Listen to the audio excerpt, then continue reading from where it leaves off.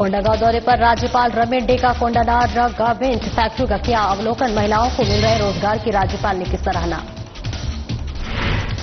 महान स्वतंत्रता सेनानी वीर सावरकर की जयंती रायपुर में सीएम विष्णु देसाई ने सावरकर को किया नमन। वीर सावरकर के बलिदान को किया याद। कांकेर पहुंचे मुख्यमंत्री विष्णु देसाई। मदारवी गांव से ग्रामीणों से की बातचीत। सीएम ने की लाखों के विकास कार्य की घोषणा।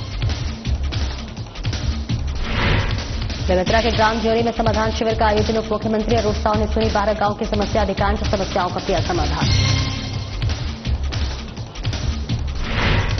और रायपुर में नए और सौर ऊर्जा शोरूम का भव्य उद्घाटन। धरती विधायक अनुज शर्मा रहे मुख्य अतिथि। विधायक ने पीएम सूर्य घर योजना का किया उल्लेख।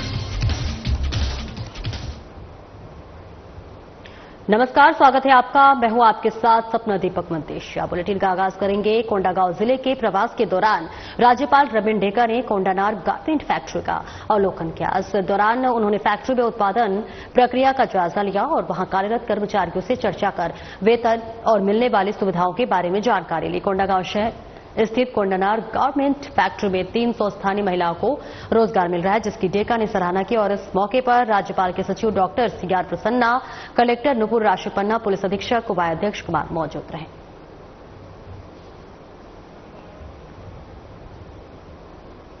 मुख्यमंत्री विष्णु देसाई ने अपने निवास कार्यालय में महान स्वतंत्रता सेनानी और सावरकर की जयंती पर उनके छायाचित्र पर पुष्प अर्पित कर उन्हें नमन किया। इस मौके पर उद्योग मंत्री लखनलाल देवांगन, महिला और बाल विकास मंत्री लक्ष्मी राजवाड़े, विधायक धर्मलाल कौशिक और राजन प्रतिनिधिगण मौजूद रहे।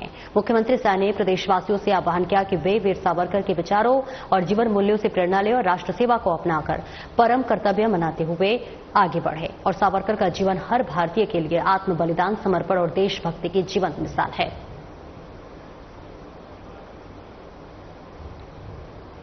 सुशासन तिहार के अंतर्गत मुख्यमंत्री विष्णु देसाई कांकेर जिले के मंदारी गांव पहुंचे। गांव में मुख्यमंत्री का भव्य स्वागत किया गया। ग्रामीणों ने पारंपरिक ढंग से उनका भव्य अभिनंदन किया। मुख्यमंत्री ने गांव की चौपाल में चारपाई पर बैठकर ग्रामीणों से सीधी बातचीत की और उनकी समस्याएं सुनी। गांव के लोग मुख्यमंत्री को अपने बीच पाकर बेहद उत्साहित नजर आए और उनके चेहरे पर मुस्कान साफ झलक रही थी।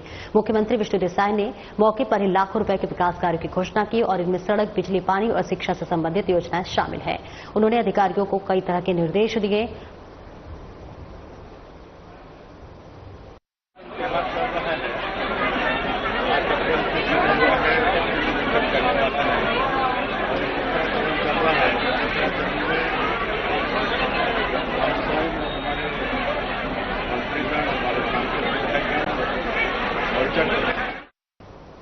उप मुख्यमंत्री उड़ीसा बेमेतरा जिले के ग्राम ज्वेरी में सुशासन तिहार के तहत आयोजित समाधान शिविर में पहुंचे। इस शिविर में साव ने 12 गांव की समस्याओं को गंभीरता से सुना और अधिकांश समस्याओं का त्वरित निराकरण किया। इस अवसर पर साव ने विभिन्न योजनाओं के लाभार्थियों को सामग्री प्रदान किया, नन्हे बच्चों का अन्नप्राशन कराया और माताओं को सुपोषण किट प्रदान किया। साथ ही विभिन्न स्टॉलों का अवलोकन कर आवेदनों का निराकरण के संबंध में निर्देश दिए। वहीं क्षेत्र के कई ग्रामीणों की मांग पर गौरव पथ, सीसी रोड और मुक्तिधाम निर्माण कार्यों के 70 लाख रुपए की घोषणा की।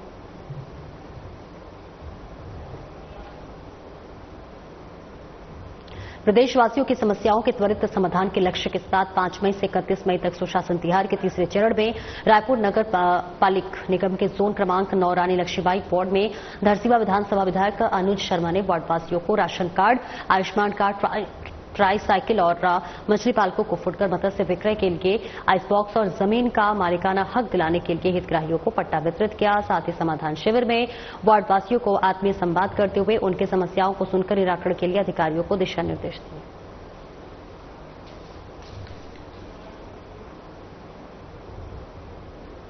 रायपुर में कृषि मंत्री रामविचार नेताम ने प्रेस वार्ता से मीडिया को संबोधित किया। उन्होंने 29 मई 2025 से शुरू हो रही विकसित कृषि संकल्प अभियान की जानकारी देते हुए बताया कि ये कृषि क्षेत्र में प्रधानमंत्री के लैब टू लैंड मंत्र का साकार करने की दिशा में एक बड़ा कदम है।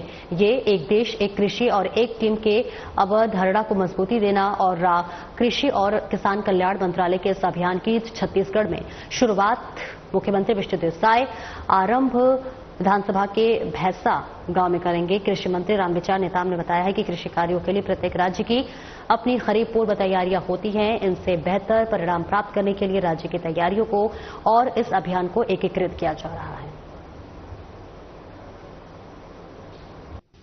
अत्यंत ही हर्ष की बात है कि 29 तारीख से लेकर के 12 जून तक पूरे प्रदेश भर में हम जो है विकसित कृषि संकल्प अभियान शुरू कर रहे हैं और इस अभियान में देश भर के जो कृषि क्षेत्र में जो काम कर रहे हैं वैज्ञानिक, उनकी टीम और प्रदेश स्तर के हमारे केवीके हों या फिर एग्रीकल्चर यूनिवर्सिटी हों, वहां के वैज्ञानिकों का और प्रदेश सरकार के शासन के अधिकारियों का एक टीम बना है। यह टीम प्रदेश के समस्त 33 जिलों में जाएगा और सभी टीम में भारत सरकार के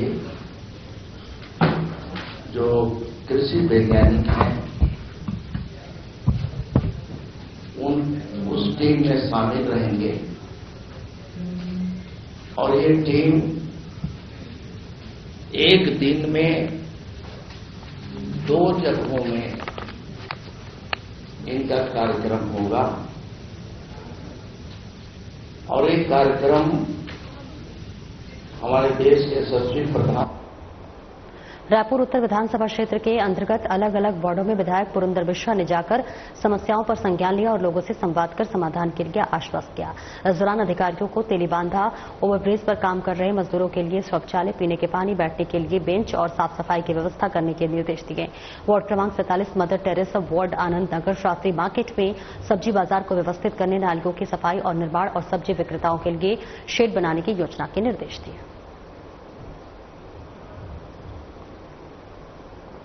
रायपुर नगर निगम की ओर से अंतर्राष्ट्रीय मासिक धर्म स्वच्छता दिवस पर रेड डॉट अभियान की शुरुआत की गई। महापौर मीनल चौबे ने अभियान का पोस्टर विमोचन पर अभियान की शुरुआत की और इस अवसर पर निगम मुख्यालय के महात्मा गांधी सदन के सभा कक्ष में मासिक धर्म स्वच्छता और सैनिटरी अपशिष्ट का पृथक्करण के प्रति जागरूकता विषय पर कार्यशाला का आयोजन किया गया। आयोजन में जागरूकता फैलाने के उद्देश्य से सभी प्रतिभागी लाल रंग की साड़ी और सूट पहनकर आए। महापौर में कार्यशाला और संबोधित करते हुए कहा कि माननीय प्रधानमंत्री नरेंद्र मोदी के नेतृत्व में नए भारत का निर्माण हो रहा है। मोदी जी देश में स्वच्छता अभियान के सारथी हैं और आज स्वच्छता की जागरूकता जन जन तक पहुंच रही है। संस्कृत भारती मध्य क्षेत्र की ओर से 18 मई से 31 मई 2025 तक कृष्णा पब्लिक स्कूल सरोना में आयोजित क्षेत्र प्रशिक्षण वर्ग ने संस्कृत भाषा के प्रचार प्रसार को एक नई दिशा प्रदान की है। ये प्रशिक्षण वर्ग संस्कृत संवर्धन के क्षेत्र में एक महत्वपूर्ण कदम के रूप में देखा जा रहा है। वर्ग का शुभारंभ छत्तीसगढ़ के उत्तर विधायक पुरंदर मिश्रा ने दीप प्रज्वलन के साथ प्रशिक्षण वर्ग भी किया। प्रशिक्षण वर्ग में संस्कृत भाषा, साहित्य, बोलचाल और भारतीय सांस्कृतिक मूल्यों पर आधारित विविध सत्रों का आयोजन किया गया। विधायक मिश्रा ने अपने उद्बोधन में कहा कि वर्ष 2047 तक जब देश विकसित भारत के रूप में उभर रहा होगा तब हमें केवल आर्थिक या फिर तकनीकी विकास ही नहीं बल्कि सांस्कृतिक और भाषा विरासत भी पुनर्जीवित करना होगा।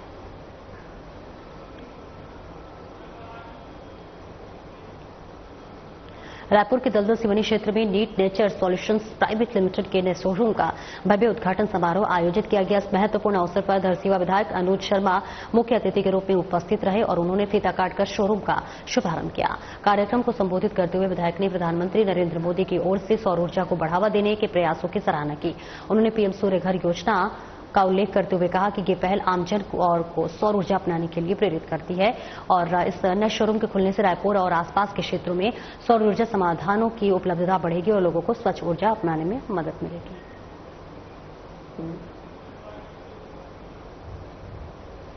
रायपुर में शनिदेव के पावन जन्मोत्सव पर सायंकाल उत्तर विधानसभा क्षेत्र के विधान पुरंदर मिश्रा ने नवग्रह सिद्ध शनि मंदिर, हनुमान चौक, मंडी गेट और पंडरी रायपुर पूजा अर्चना क्षेत्र की सुख समृद्धि की कामना की और इसी के साथ साथ इस अवसर पर चंद्र सुंदर रानी रायपुर नगर निगम के सभापति सूर्यकांत राठौर एमसीएस और इसी के साथ सदस्य महेंद्र खोडग्यार, पूर्व पार्षद दिलीप सारथी और प्रबोध साहू सहित अन्य गणमान्य नागरिक मौजूद रहे। सभी ने सामूहिक रूप से शनिदेव का आशीर्वाद प्राप्त किया। रायपुर नगरवासियों के लिए कल्याण के लिए प्रार्थना की।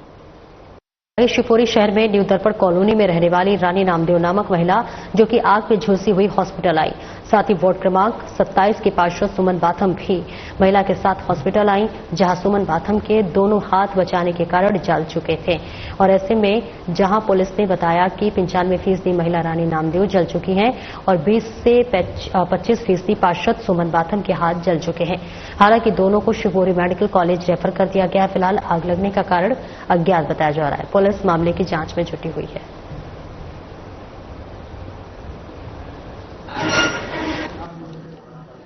हमें सूचना मिली थी, रानी नामदेव करके महिला है, न्यू दर्पण कॉलोनी में रहती है। वह जल गई है, तो उस उक्त महिला को जिला चिकित्सालय शिवपुरी में इलाज हेतु लेके आए थे, जहां से डॉक्टर द्वारा मेडिकल कॉलेज शिवपुरी में रेफर किया हुआ है। लगभग 95% महिला जलना बता रहे हैं डॉक्टर साहब, और कथन उसके लिए कभी नहीं किए जा सके। अभी वो कथन देने की स्थिति में नहीं है, डॉक्टर साहब ने बताया सर। अभी जांच जारी है और देखते हैं। अभी प्रारंभिक पड़ताल में घटना का कोई कारण सामने आया है? अभी उसके महिला के परिजन भी यहीं पर हैं और उनसे भी पूछताछ की गई है। तो अभी तो जांच जारी है। अभी कुछ कारणों का मालूम नहीं चल रहा है, अभी जांच जारी है। सर, घटना स्थल कहाँ का है सर? कहाँ पर जली हुई? घटना स्थल ये अपना इंदिरा कॉलोनी का है। तो एक महिला जली है कि दो महिलाएं जली है? इसमें महिला पार्षद है जी, सुमन जी, उनके भी हाथ जले हुए हैं। वो भी 20 से 25% बता रहे हैं अब तक जलना, हाथ जले हुए हैं बचाने में। तो वह भी जिला चिकित्सालय शिवपुरी से रेफर होकर यहाँ अभी मेडिकल कॉलेज शिवपुरी में ही आती जा रही है। जिस पबेड़ को कभी माओवादियों की बटालियन नंबर 1 का गढ़ माना जाता था, वहां बैंक खुल रहे हैं, कन्या आश्रम बन रहे हैं और लोग खुले मन से सुशासन शिविरों में भाग ले रहे हैं। ये बदला हुआ बस्तर है, आत्मविश्वास, विकास और लोकतंत्र का प्रतीक है। मुख्यमंत्री विष्णुदेव साय ने बीजापुर जिले के सुदूरवर्ती और पूर्व में माओवादी प्रभाव से ग्रस्त रहे पामेड़ क्षेत्र में छत्तीसगढ़ ग्रामीण बैंक की शाखा का वर्चुअल रूप से शुभारंभ किया। इस मौके पर सुशासन तिहार के तहत समाधान शिविर का भी आयोजन किया गया, जिसमें क्षेत्रीय जन समस्याओं का त्वरित निराकरण किया गया। समाधान शिविर में बड़ी संख्या में ग्रामीण उपस्थित रहे। इस मौके पर महेश गागड़ा, जिला पंचायत अध्यक्ष जानकी कोरसा, कलेक्टर संबित मिश्रा, पुलिस अधीक्षक डॉक्टर जितेंद्र कुमार यादव सहित तमाम अधिकारी मौजूद रहे।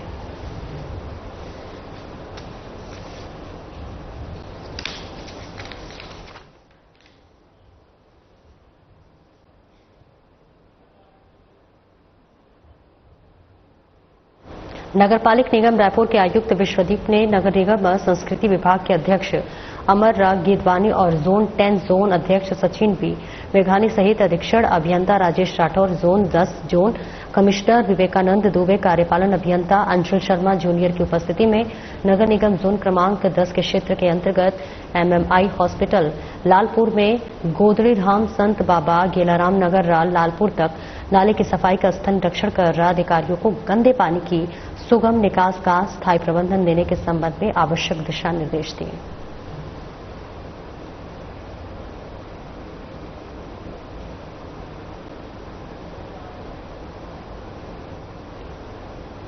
नेशनल हाईवे 30 पर चारामा के मंचादूर नाका के पास एक दर्दनाक सड़क हादसा हो गया। रायपुर के महावीर नगर निवासी एक परिवार की कार HP पेट्रोलियम के वाहन से टकरा गई। टक्कर इतनी भीषण थी कि कार बुरी तरह से क्षतिग्रस्त हो गई और उसमें सवार 9 लोग घायल हो गए। परिवार दंतेवाड़ा घूमकर रायपुर लौट रहा था। घायलों को 108 संजीवनी एम्बुलेंस से चरामा अस्पताल पहुंचाया गया, जहां प्राथमिक इलाज जारी है। 2 की हालत गंभीर होने पर उन्हें जिला अस्पताल रेफर किया गया है। मौके पर पुलिस पहुंचकर राहत और यातायात बहाल की।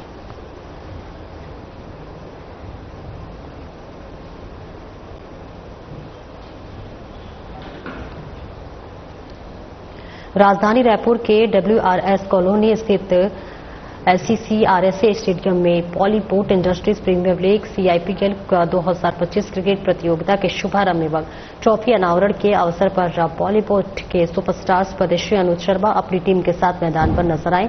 बॉलीवुड के सभी दर्शकों के लिए बहुत ही खुशी के पल होने वाले हैं और ऐसे में वो अपने सभी सितारों के एक साथ एक ही मैदान में देखने वाले हैं और इस बार CIPL बहुत ही खास दिखने वाला है। इस वर्ष CIPL सीजन 2 में एक अत्यंत ही आकर्षक ट्रॉफी दी जाने वाली है। ट्रॉफी अनावरण का कार्यक्रम में धरसीवा विधायक पद्मश्री अनुज शर्मा व विधायक गुरु खुशवंत साहिब और बॉलीवुड के सभी कलाकार एवं बड़ी संख्या में दर्शक उपस्थित रहे।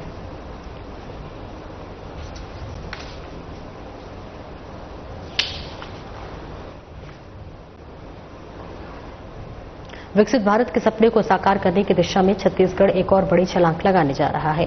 देश की प्रतिष्ठित कंपनी करमवीर इलेक्ट्रॉनिक्स लिमिटेड ने रायपुर में अत्याधुनिक ट्रांसफार्मर निर्माण इकाई स्थापित करने का प्रस्ताव मुख्यमंत्री विष्णुदेव साय के समक्ष प्रस्तुत किया।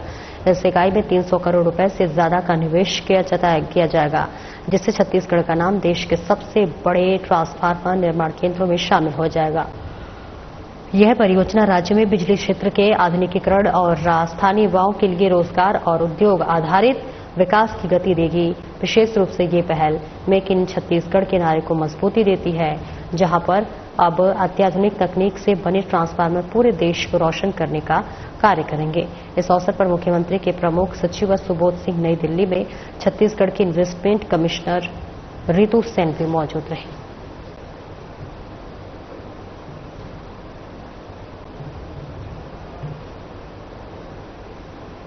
छत्तीसगढ़ देश के डिजिटल परिदृश्य में बड़ा कदम रखने जा रहा है।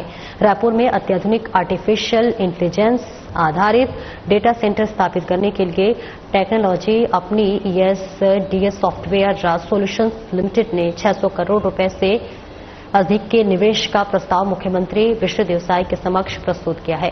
सीएम से नई दिल्ली स्थित छत्तीसगढ़ सदन से में मुलाकात के दौरान कंपनी के चेयरमैन पीयूष सोमानी और उपाध्यक्ष लोकेश शर्मा ने कहा कि ये सेंटर न केवल छत्तीसगढ़ बल्कि पूरे भारत के डिजिटल भविष्य को गति देगा और इस प्रस्ताव के माध्यम से छत्तीसगढ़ को AI, cloud technology, cyber security और डिजिटल स्टोरेज के क्षेत्र में अग्रणी राज्य बनाने की दिशा में ठोस पहल होगी। ESDS की ये पहल छत्तीसगढ़ को एक टेक्नोलॉजी बनाने के साथ साथ युवाओं के लिए उच्च स्तरीय रोजगार के नए अवसर भी पैदा करेगी।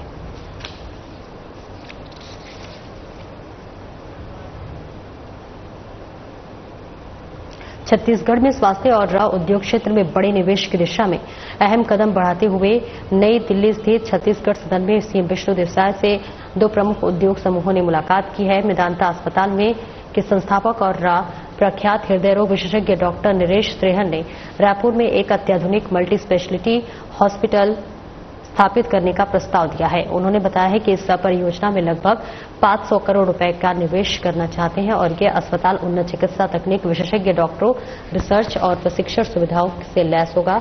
और वहीं वरुण ब्यूरेजेस लिमिटेड के चेयरमैन रवि जयपुरिया ने रायपुर में कार्बोनेटेड सॉफ्ट ड्रिंक्स और फ्रूट जूस आधारित संयंत्र लगाने का प्रस्ताव दिया, जिसमें 250 करोड़ रुपए से अधिक का निवेश किया जाएगा। यह परियोजना राज्य में अत्याधुनिक विकास के साथ साथ रोजगार सृजन को गति देगी।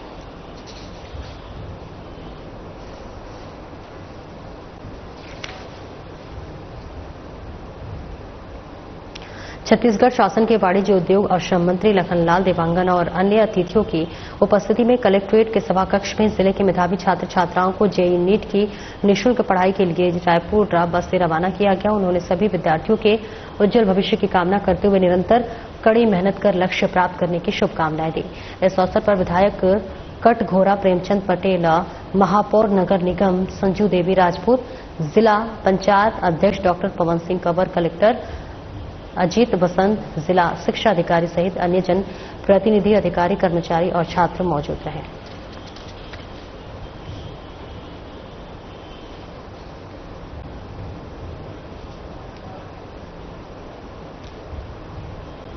और ग्राम पंचायत टंहाकापार के ग्रामीणों और जनप्रतिनिधियों ने गांव की समस्याओं को लेकर सोमवार को कांकेर कलेक्ट्रेट पहुंचकर जिला प्रशासन से गुहार लगाई है। उन्होंने कलेक्टर के नाम पर एक ज्ञापन अपर कलेक्टर को सौंपा, जिसमें मुक्तिधाम निर्माण और स्ट्रीट लाइट लगाए जाने की मांग की गई। ग्रामीणों ने बताया है कि गांव में आए दिन जंगली जानवरों की आवाजाही बनी रहती है, जिससे कि भय का माहौल है।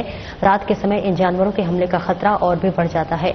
हाल ही में एक तेंदुए ने एक ग्रामीण पर हमला कर दिया और उसे घायल कर दिया था। इससे पहले भी एक व्यक्ति की जंगली भालू के हमले में मौत हो चुकी है। ग्रामीणों का कहना है कि यदि गांव में उचित रोशनी की व्यवस्था हो और मुक्तिधाम जैसी बुनियादी सुविधाएं विकसित की जाए।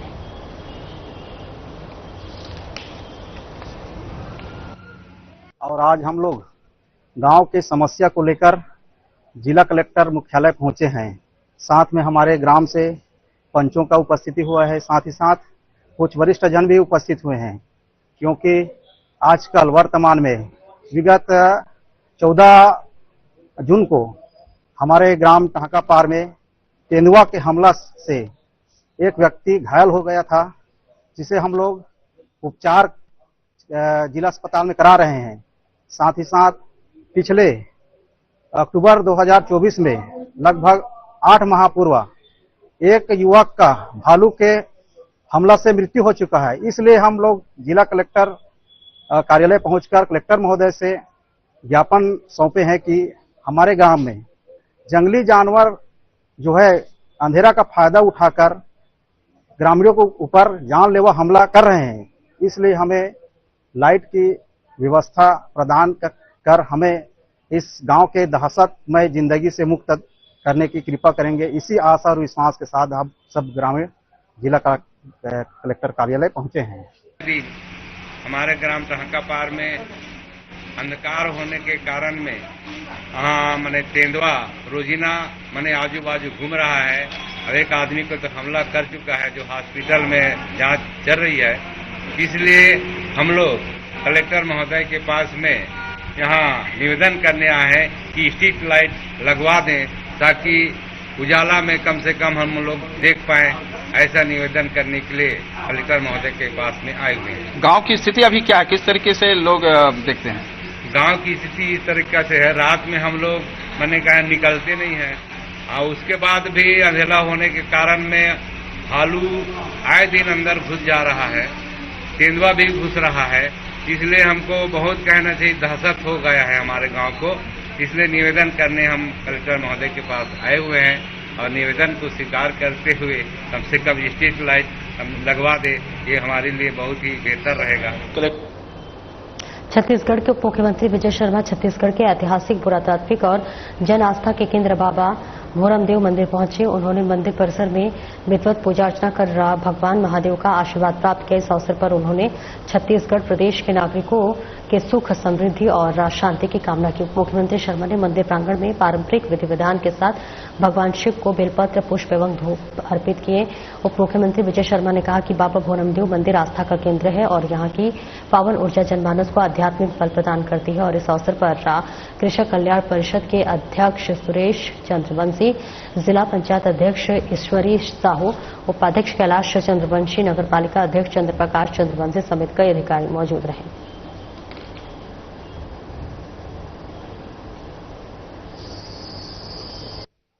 महादेव ने निर्णय किया होगा और इसलिए भोरमदेव महाराज की इस भूमि पर स्वदेश दर्शन योजना के अंतर्गत केंद्र की सरकार से 140 करोड़ रुपए, जिसमें 123 करोड़ रुपए हाथ में आएंगे जीएसटी काटने के बाद। तो उस 123 करोड़ रुपए में क्या क्या किया जाना है, तो इस पुराने तालाब का पूर्ण सौंदर्यीकरण। भोरमदेव की बड़ी विशेषता यह है कि एक ऐसे चट्टान पर खड़ा है, इसमें नींव नहीं है अंदर। इतने बड़े 1000 साल पुराने मंदिर में नींव नहीं है, मैंने गजब की इंजीनियरिंग है। बड़े चट्टान पर खड़ा इस मंदिर के उस पूरे चट्टान को क्लियर किया जाएगा। बहुत बड़ा एक म्यूजियम अलग से और बनाया जाएगा, एक गार्डन बनाने का है। हमारे कांवड़िया आते हैं सावन में, तो उनके रहने, उठने, बैठने, भोजन की पर्याप्त व्यवस्था। होने वाले जो भोरमदेव महोत्सव है, तो भोरमदेव महोत्सव के लिए मंच एक बार पहले से ही बना करके और बैठने की पूरी व्यवस्था उस पूरे क्षेत्र की है। साथ ही साथ छेरकी महल, मड़वा महल, कुदई धोनो, इन स्थानों की भी उन्नति। वैसे कुदई धोनो प्रोजेक्ट में नहीं है, उसको अलग से करेंगे इस झील के लिए भी। और उसके बाद जब यहाँ से आदमी बाहर आगे बढ़ता है तो रामचुआ मंदिर का दर्शन और सुरधा में वाटर स्पोर्ट्स, ऐसे एक कॉरिडोर जैसा बनेगा और वहां से फिर कवर्धा।